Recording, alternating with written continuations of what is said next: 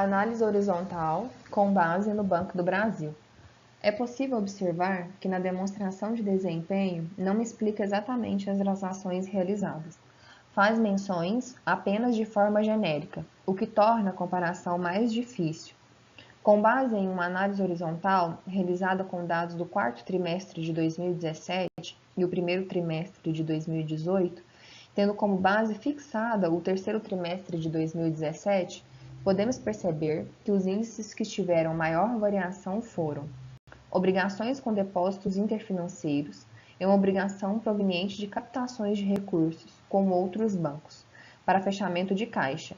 O indicador que apresentou maior oscilação, tendo aumentos no quarto ciclo de 2017 e o primeiro ciclo de 2018, de 10,24% e 21,5% respectivamente, e obrigações com títulos de valores mobiliários no exterior.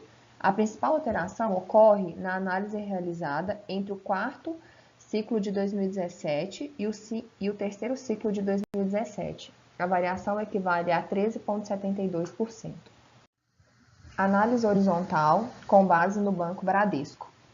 O Banco Bradesco disse em suas notas explicativas: o Bradesco apresenta baixa dependência de recursos interbancários e linhas externas, em função de sua eficiência e obtenção de recursos junto aos clientes.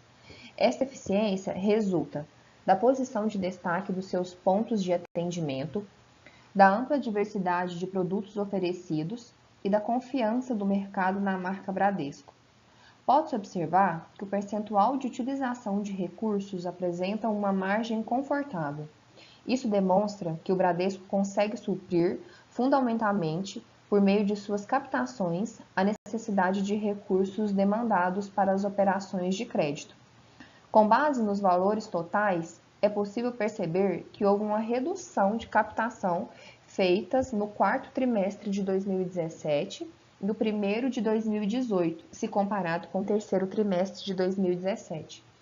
No indicador cobranças e arrecadações de tributos e assemelhados, notamos uma variação muito discrepante no quarto trimestre de 2017. Houve uma queda de 290,75% em relação ao ciclo fixado decorrente da baixa arrecadação de tributos. Análise horizontal com base no Banco Itaú.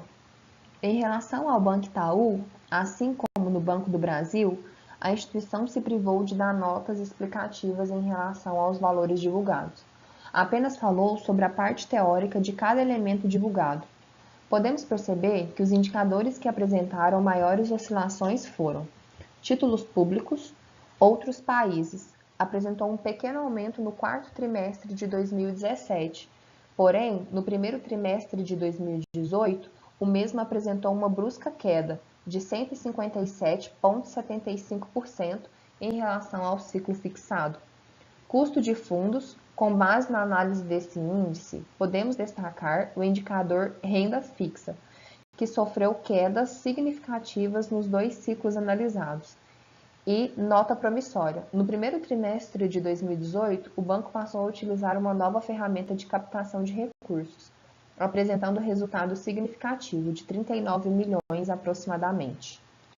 Conclusão da análise comparativa. Com os dados analisados, se sabe que tanto o Banco do Brasil quanto o Banco do Itaú tiveram aumento de gastos totais com instrumentos financeiros por eles divulgados, se comparados com os do ano de terceiro trimestre de 2017.